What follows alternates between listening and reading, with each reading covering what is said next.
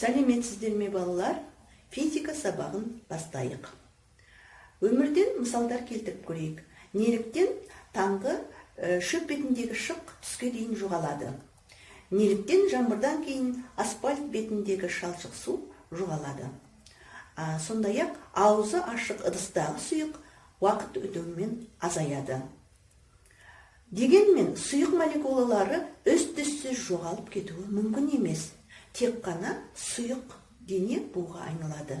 Яғни мен ойлап тұрмын балалар, сендер білесіңдер бұл құбылысты. Бұны булану құбылысы дейміз.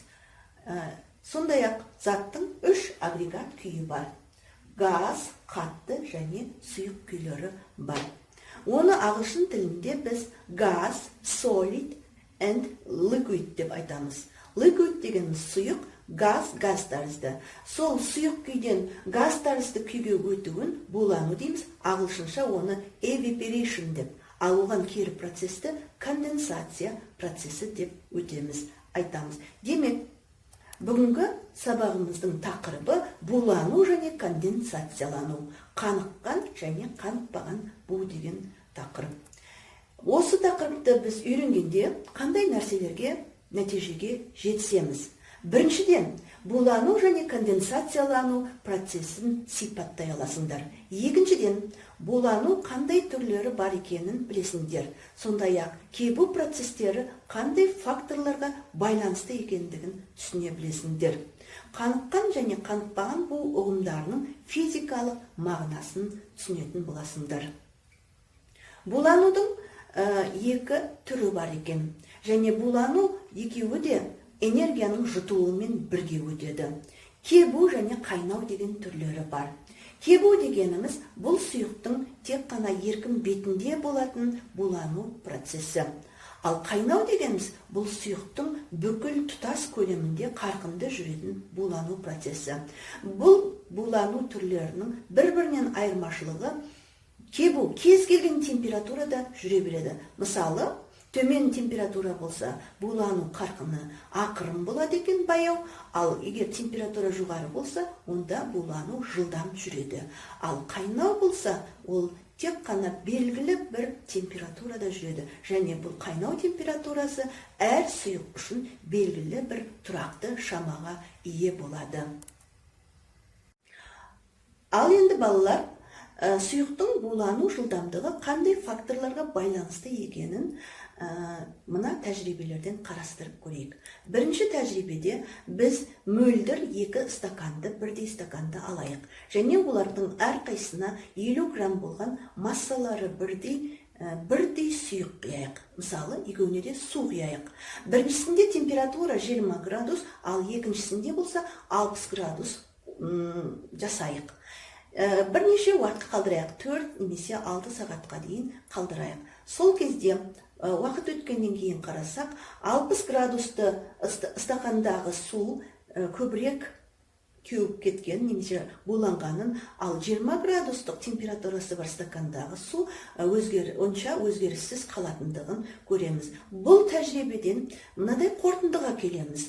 Булану жылдамдығы сұйықтың температурасына тәуелді. Температура неғұрлым жоғары болса, соғұрлым сұйық жылдам буланады екен.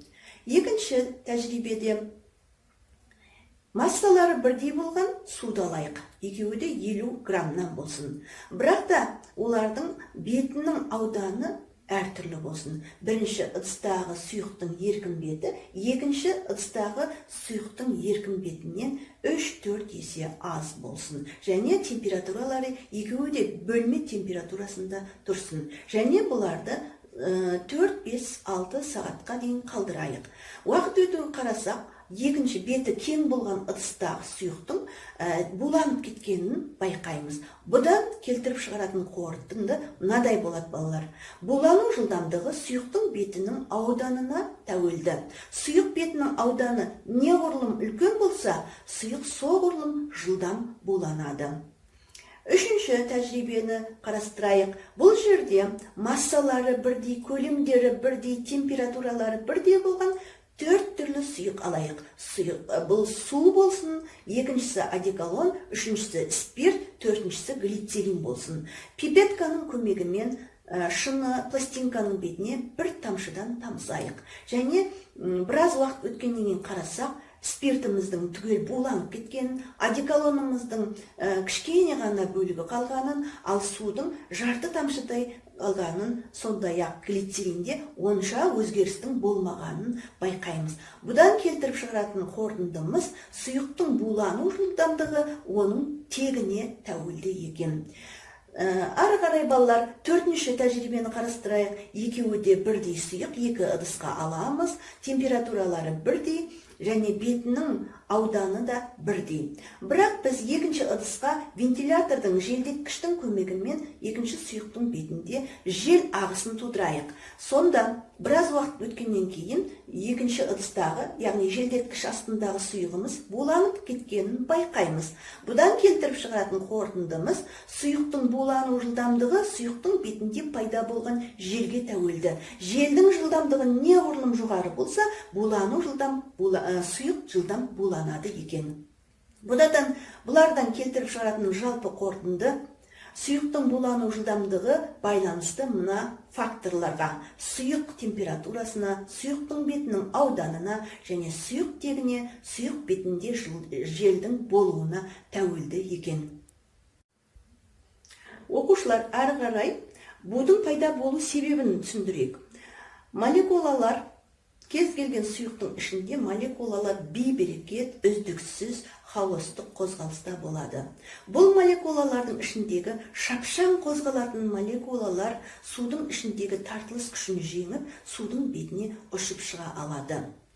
Егер де ыдыстың аузы ашық тұрса, онда бұл молекулалар ауаға кең көлемге таралып кетеді. Кейбір молекулалар суға жақын жерде саны өзара теңеседі. Осындай өз сұйығымен динамикалық тепе-теңдікте болатын буды қаныққан бу дейміз. Табиғатта мұндай процестер, мысалы, бұлттың пайда болуы, теңіздегі, көлдегі сулардың булануы салдарынан ауада су буы пайда болып, одан бұлт пайда болады. Осы бұлтты жел айдап басқа жақтарға алып кетеді. Демек, бұл қанықпаған буға жатады екен. Әрі қарай балалар, мен сіздерге тапсырма жіберемін. Осы тапсырманы сендерден WhatsApp желісінен күтетін боламын. Сау болыңдар.